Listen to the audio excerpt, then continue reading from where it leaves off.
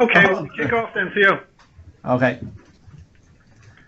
For those on the call, thank you so much for dialing in. I suppose today's, for those of you who don't know me, I'm Michael Marr.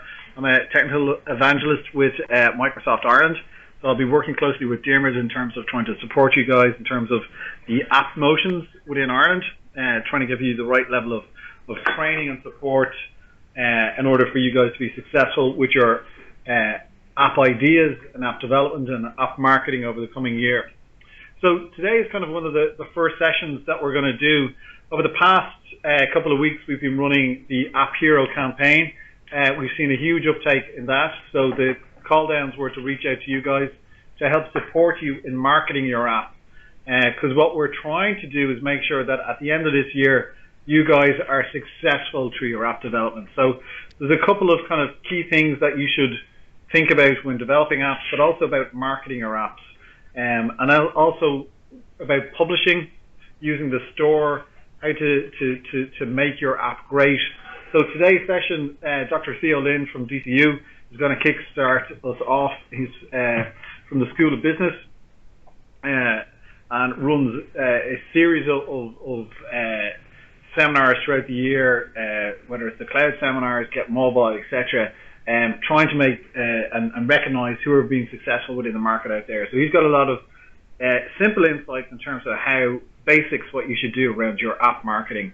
Dermot and I then will take over then from half one, and what we're going to talk about is what you should do, what makes a great app, and how to take advantage of some of the features within Windows, within the store, in order to reach those kind of global audiences. And then we've another guest speaker. Then we've got Peter Lowe from IT Carlo, who's released his app and he's had some amazing downloads for his Doodle Bugger game in Germany, in China, and he's going to talk to you about his experiences and what he's learned as an app developer along the way. So, without further ado, I'm going to pass over to Theo, and Theo kind of has a hard stop at 1:30, so we're going to kick ahead. Okay, hi everyone. So my name is Theo. Very few people call me Dr. Theo Lynn, but there you go. So I'm going to just talk to you today on some simple things that we've observed and some ideas for moving forward for people. So just if you want to get in touch with me, my contact details are there. And I run the Irish Centre for Cloud Computing and Commerce, and obviously for us, mobile is very integrated into that space. Microsoft's one of our founding partners in there. And we also run a centre called Marketing Lab, which is a digital marketing outreach centre. So there's lots of opportunities to collaborate with small and larger companies. And if you want to get in touch, please do. So, one of the things that I'm just going to start off thinking about, and I think it's important for the context of mobile app developers, is to think about things not necessarily as a funnel, but in terms of how someone is going to discover your app, evaluate that app, purchase the app, and then what their experience after that is. And the important thing is that the marketing of your app is probably just as important or more important in terms of the success of your app. If no one ever uses your app, it's just a wasted effort. And so what we're going to talk about today is that entire consumer decision journey and how to actually design your app to take advantage of that and the activities that you can use and undertake to actually maximize the consumer experience and to make your app successful, not just in the first purchase, but in multiple purchases thereafter. And the big difficulty is, particularly I think in the context of Irish apps, you're one of literally hundreds of thousands of apps. And so how are you going to stand out from that crowd? And that's one of the key challenges. How is someone going to discover you? And, we call this the obligatory long tail slide because you need to have a long tail slide. There's an 80-20 rule in apps. Only about actually 12% of apps generate enough income or downloads to be a sustainable standalone business. About 38% break even, and the remainder actually are along that long tail. So there's a long tail there. Someone's microphone's on there, echoing. So we've got this long tail. And so what we want is more apps, and particularly Irish apps, at the head of the tail. But that's a very, very, very difficult thing to manage. So just to be clear, most apps do not generate enough revenue to support a standalone business or break even. And that's a critical thing. We need to do more on that. And it's not because they're bad apps, it's because no one knows about those apps. And one of the big problems is there's a kind of a mentality with developers, particularly app developers, along the ideas, if you build it, he will come. There's a feel the dreams attitude towards this, that, look, we've built this great product and it'll just sell itself. And there's a saying, particularly in software strategy, the world didn't beat a path to the humane mousetrap. Brilliant idea, brilliant app, and just people, they just don't go to it, or they won't pay for it. So there's a whole variety of things going on there. And some of this is time. And one of the things from studies we know is that successful apps, so these breakthrough apps, about 14 or 15% of the time that a developer spends is on marketing the app. And just, the average expenditure on a breakthrough app in terms of marketing is about $30,000.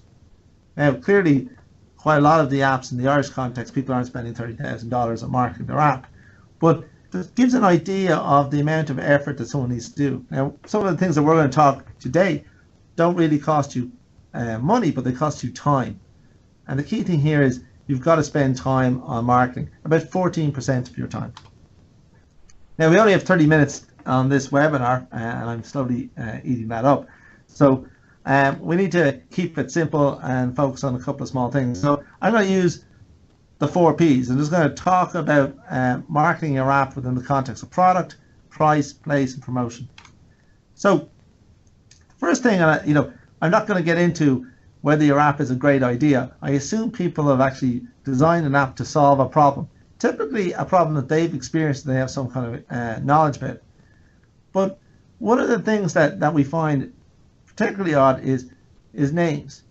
And people don't put a huge amount of thought into the name, but you've got to think about someone discovering your app. And they're going to put into a search engine a sequence of phrases or words to find your name. Now, there's 2 strategies. One, you can have a very unique name, and one of the speakers later on from IT, Carlo, he has a very specific type of name. Or you can have a name that describes what you're doing, some kind of exact match type of name. But you need to pay a lot of attention to what you're going to call your app, because consumers make psychological decisions based on those names. But the second thing is, when you go to promote and market those that name, the brand of your app, you need to be able to do so not just in the marketplace, but elsewhere. So taking some time to think about that name is critically important. And the second thing is, when you're designing your app, sometimes size does matter. I'm involved in a tech venture fund, and we invested in an app. And what I was very, very surprised is we got a lot of downloads, but there was a gap between when people were aware of the app and then when they downloaded it. So we had lots of abandoned downloads. Why? Because the app was so big that people had to wait till they were in a free Wi-Fi spot until they got home to download. So sometimes we need to think about, is our app download a now or never thing? Will people just make a spontaneous download and say, oh, I really want this app, it's small enough, I'll download it on my 3G?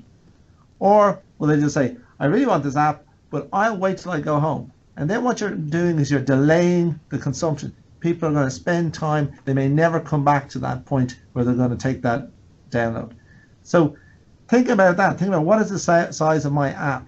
Do people have to be at home to download it because it's so big? Does it need to be that big?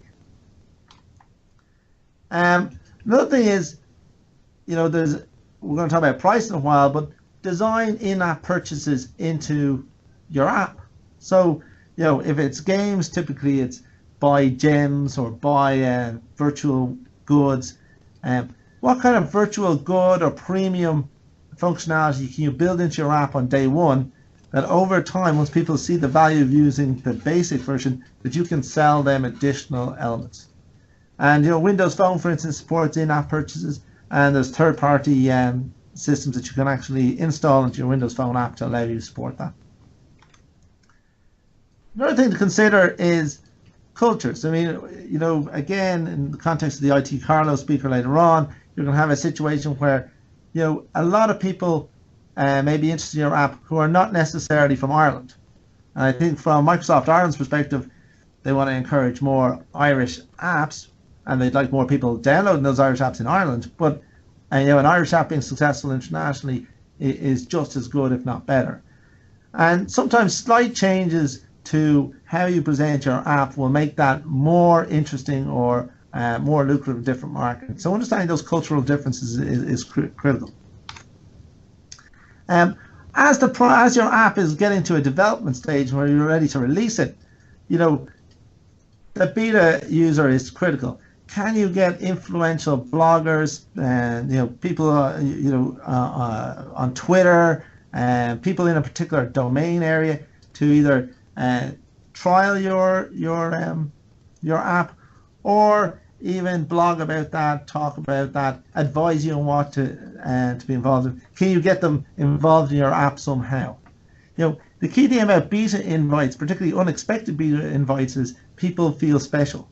And when they feel special and they have a good experience, they'll say positive things about your app.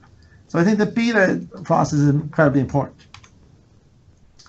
And another thing is, how can you integrate social media into your app? Are there ways that you can actually integrate social media into a specific feature or functionality in your app, so that actually built into the app experience, into the use case scenario, is the opportunity for people to actually interact online and for you to put in hashtags or tags related to your particular app into those messages. And an extension of that is your feedback loop.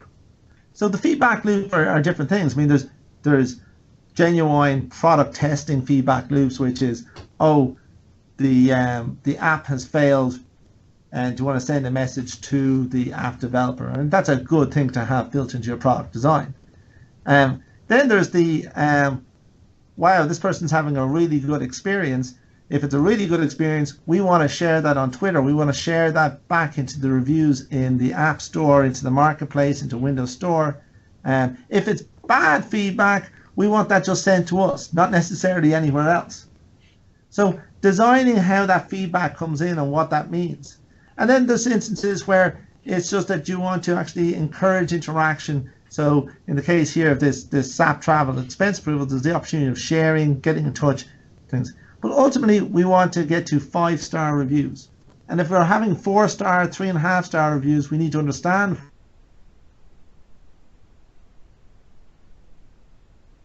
The key thing here is 5-star reviews are critically important signals. They're trust marks.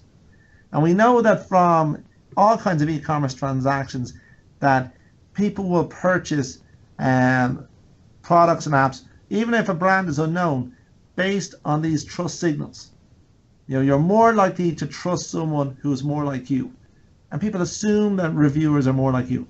Or they assume that they're experts, in which case they trust them in that case. But either way, getting a high review is critically important. You're about to launch, and this is where timing is very, very important. Whether it's Windows or other marketplaces, we know that you're more likely to be featured or get a review of an app close to the launch of a specific initiative, or even a new version of a phone, a new version of operating system, or new marketplace rollouts.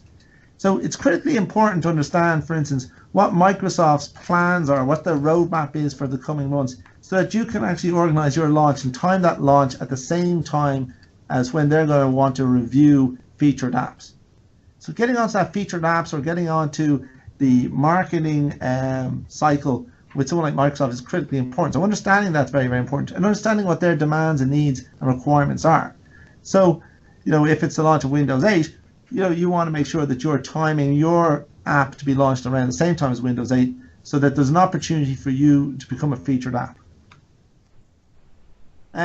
Just a small thing that we've noticed, and we've seen some studies around this, is, you know, people tend to say, oh, we need to get our app finished by the end of the week and submit it for approval. And the Golden Friday rule is to keep calm, relax. we know from studies that very few approvals are done on a Friday or a weekend. So that's an extra 2 days of testing and getting your documentation and making sure that you've ticked off everything in the app process, in your submission process. Submitting at the end of the week, because that's the end of our typical project cycle, doesn't mean that it meets the Microsoft cycle or any other marketplace cycle. So take the time and make sure the product works and that you have all the documentation done. Now, talk about price, because I think price is a critical issue in the context of apps. Obviously most people want to make money on apps and they want to charge for apps, and that's perfectly fine. But there's a reality about these things that most people want the apps for free. I think it's like 63% will take a free app or one free app. And there's a balance that we need to get in there, which is, how do we actually pay for the cost of that? So one thing that people don't realize is 38% of apps are funded by advertising. And they go, well, how am I going to get advertising? Well, there's this freemium model. So I have a basic model and I have a spectrum that I want to charge people. In between that is your advertising driven app. And there's people like AdDuplex, and I think AdDuplex is integrated into the Windows platform, who will place those ads. So there's ad networks that you can actually place into your app, and that will pay for your free app. But you know what? Some people just want to try before you buy. And what we find with a lot of Irish apps, it's either buy it or it's free. When in fact you can have try before you buy, you can have 30-day trials, 10-day trials, discounts, feature limitations. There's a whole spectrum of things. The key thing is competitive benchmarking here.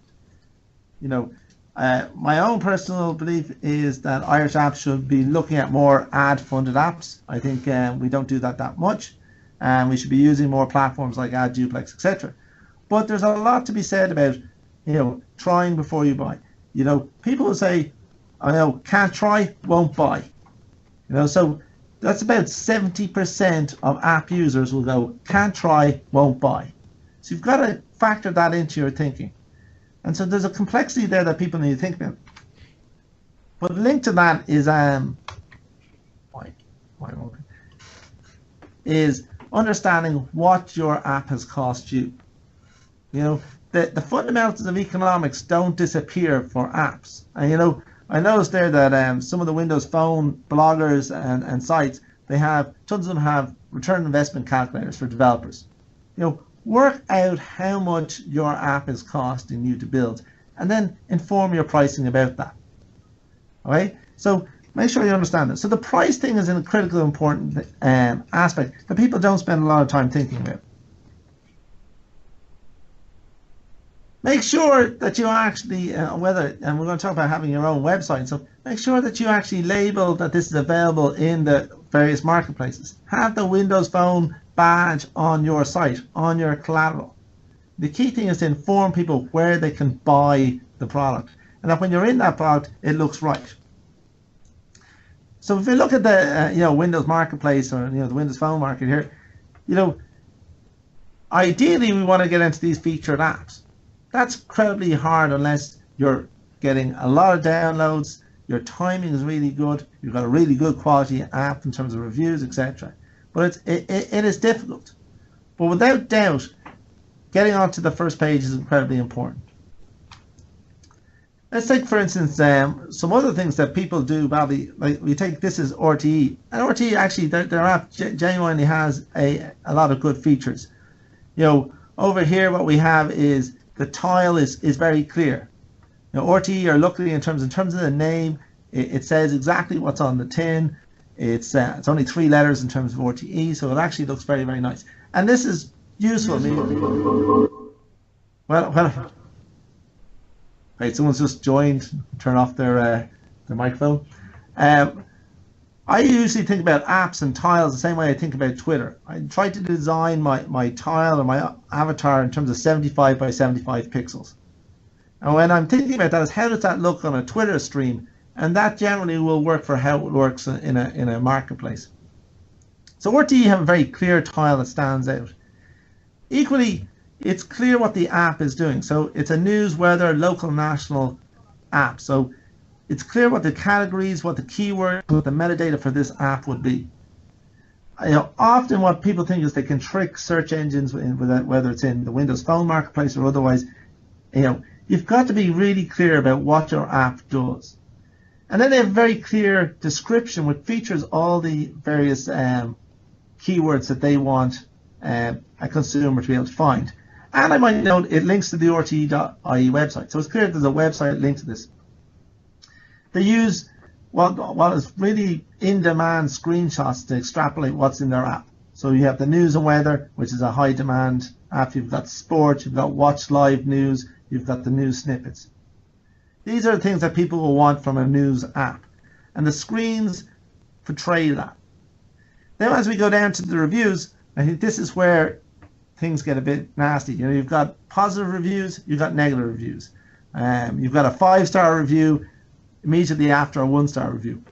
For me, that generally means that the Tony here probably works for RTE, and he said, oh look, there's a bad negative review there. I'm quickly going to put in a positive review. That's probably slightly unethical, but you need to think about how you manage that. Interesting, when we look here, RTE News Now says it's free, 75 reviews. So, there's a lot of reviews there, and most of those reviews are positive, so it's 3.5 out of 5 stars. But you notice, not a lot of likes and tweets. Now that just could be a function of the marketplace, but it could be a function of this type of app. So you need to think about, am I very clear about all these things? Does your app have very clear keywords? Do I have a very clear description that reinforces those keywords?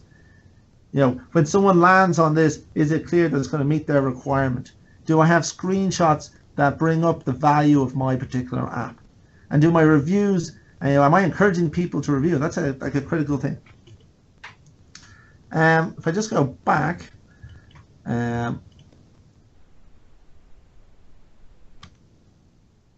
here, I noticed that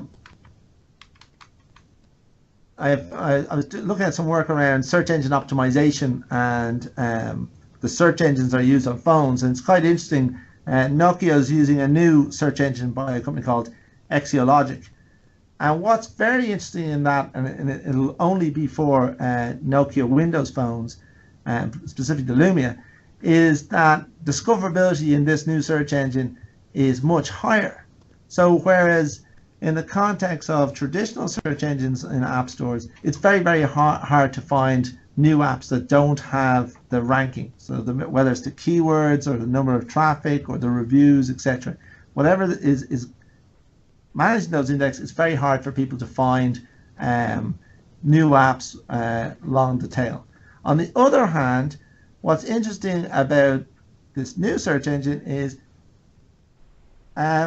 a lot more apps are getting discoverability, so it's much more balanced. So in one way, when I was thinking about this in terms of Windows Marketplace, I know Windows doesn't have the same market share as Apple and Android, but what is interesting is for a new developer, you may be more likely to be discovered or found in a Windows Marketplace because you have less competition, but also the search engine is much more specific and more relevant.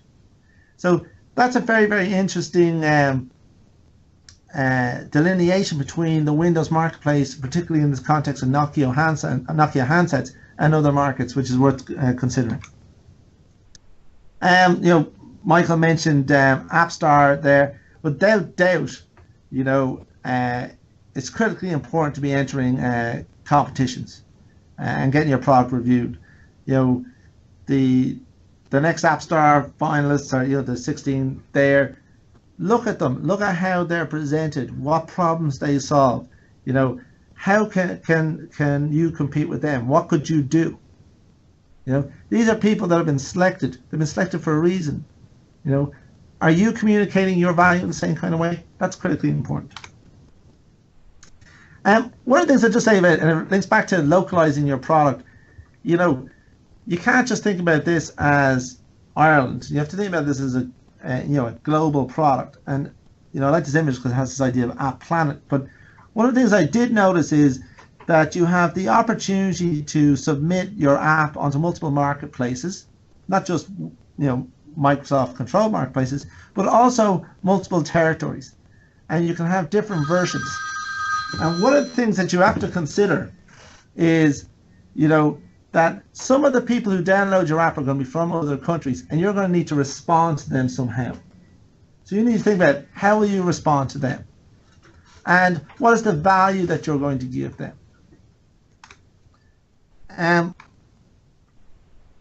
My PowerPoint file has just disappeared. So my last slide was actually just to talk about disseminating your message.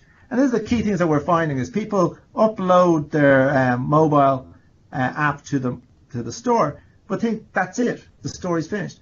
When in reality, that's just the start of the story.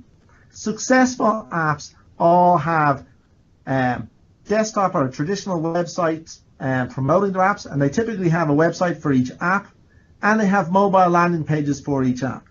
So it's critically important that your sequence of activity is, I build my app, I build a promotional site for my app, that I register the domain name and URL for my app, that on my platform, whether it's a mobile landing page, whether it's a blog, whether it's a website, that I've optimized that for traditional search engines. Because the critical thing here is you cannot rely on the marketplaces to promote your app to the same degree that you would promote your own app. So you need to market your app better than Apple, Google, or Microsoft is, and you need to take responsibility for that. So you need a website for your app, and that website has to be optimized. And then what you have to do is go through the steps. And what are those steps? You've got to go through the, hey, have I written a press release? Have I put that press release up on social bookmarking sites like Dig, like Reddit? Have I created a demo video, a walkthrough video about how to use my app? That's it. Walkthrough videos again are things that are highly correlated with successful apps. You have this video, you put it on YouTube, and you encourage other users to put up their videos of using that app and get them to comment on your app on YouTube. And then you go through the other aggregation site, put together a presentation, a PowerPoint presentation, load that on SlideShare, load it on Scribes. These all help in your search engine optimization and your ranking. And then the social media sites. What's very, very interesting about mobile app development is there's specific hashtags on Twitter, like WPDev, which is for Windows Phone developers. For Windows Phone 7, it was hashtag WP7. For Windows Phone 8, it's WP8. Start tweeting out about your app and targeting the audiences that are on Twitter. Start getting your Facebook page. And find out the segmentation and the targeting and the positioning that you need to actually attract the right audience to be interested in your product. Take games. There's dozens of specialist game sites for mobile games, for Windows games, etc. And find those specialist bloggers. I was counting up this yesterday that I developed this. Nearly 180 specialist mobile app bloggers, who all they do is review apps and present those back out to their audience. And they're going to be interested in your product. And then on top of that, there's specialist domains. So there's people into educational technology. Well, they want to blog about education. Parents want to talk about tools that kids use. So all those things are there. So you've got to get out there. You've got to start up your own blog. You've got to get in touch with people who review apps both in the traditional news media and the online media. And then on top of that, you've got online PR, you've got email marketing, so you can buy those things. And if you have some money, then you can spend some stuff on mobile ads or specific ads. And all along, you need to monitor all those things, because if you can monitor all those things, you can measure it and you can refine. And the key thing, and this is one thing I want to get across, is that Irish app developers don't tend to do that. Irish app developers tend to build their app, they put it on the marketplace, they might have a very basic website, and that's it. Most of your work will happen after you've got your app into the marketplace. When we hear about people having breakthrough apps, where these are rarities. If I don't know what the stats are, Michael might be able to share them or might not want to share, but probably out of 1,000 apps, maybe 1% are breakthrough apps. It's probably a much smaller number than that. So the key thing I think what Microsoft are trying to achieve at this current initiative, and certainly what we want to achieve, is more successful apps, more successful Irish apps, and we want more people consuming those apps. And what that means is making people aware of your app, making sure that they communicate positive sentiment towards your app, so they think this is really good, I should give this a rating, and then driving intention to purchase. So, hey, I should purchase this app. So if you've got a free app, it's how can I get more functionality? What would a professional version, a pro version of this would be? What would be a premium version of your app be? Can you have in-app purchases? So finding something for people to buy, because that's what creates economic value. And if you can't, if you don't think you can get someone to buy it, then you've got to find places in your app so that you can sell advertising through one of the ad networks, whether it's Ad Duplex or some of the others. And they're the critical things. But if you're not thinking about those things, the likelihood of success is limited. So sorry about my PowerPoint missing, just disappeared on me. Is there any questions or things that I can address? Yeah, I have a question. How does crowdsourcing fit into the whole marketing and getting revenue from apps? Can you hear that, Theo? So it is a question of how to use crowdsourcing to market apps? Yeah. Or drive revenue. I think there's two different things going on there. So how do you crowdsource people to market apps? Well, you know, first of all, that's a kind of a strange thing to ask. So, I mean, how do you crowdsource to market? Well, no, maybe the question I phrased it wrong in the wrong way. Is there a way to fund app development using crowdsourcing? Like, because you mentioned that we can get revenue from paid apps, from ads. Is there a way, is it possible, or is it even worth it to go after crowdsourcing when it comes to funding app development?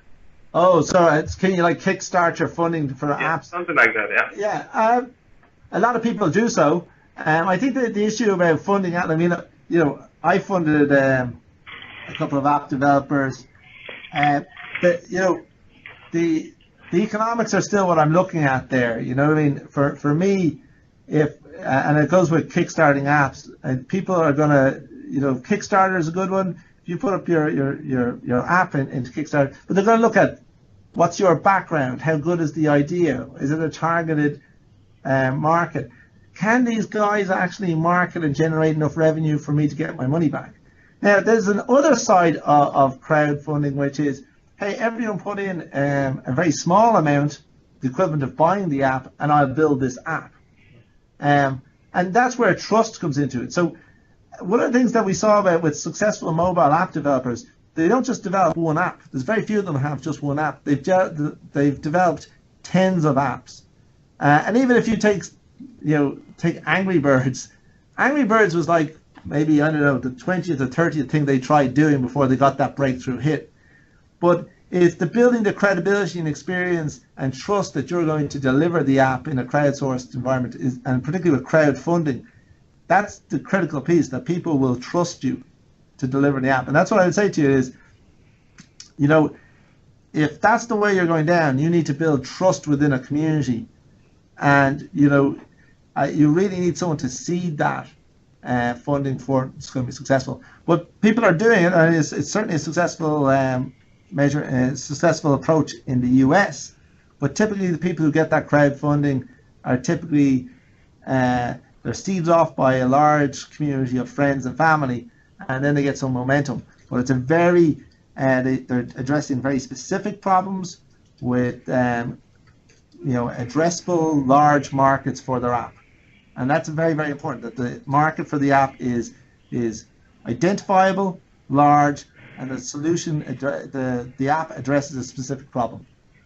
Yeah, just to add to that, Theo, you kind of need to build up your capability and make your capabilities known. So, you know, you need to be synonymous for producing something of quality as well beforehand. So, before you went down that route, there's other avenues as well. If you've got a great idea, there's things like App Campus that you can get up to $50,000 worth of funding towards building out your app.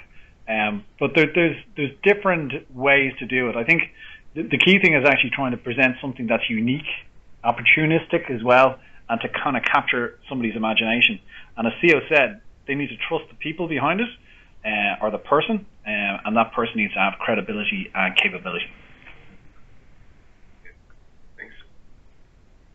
I see my PowerPoints just appeared again. So I'm sure that Michael will make some of these PowerPoints available as PDF or something like that. But you can see there that there's a whole variety of things that people can do to ensure that their app is successfully marketed. Yeah, Theo,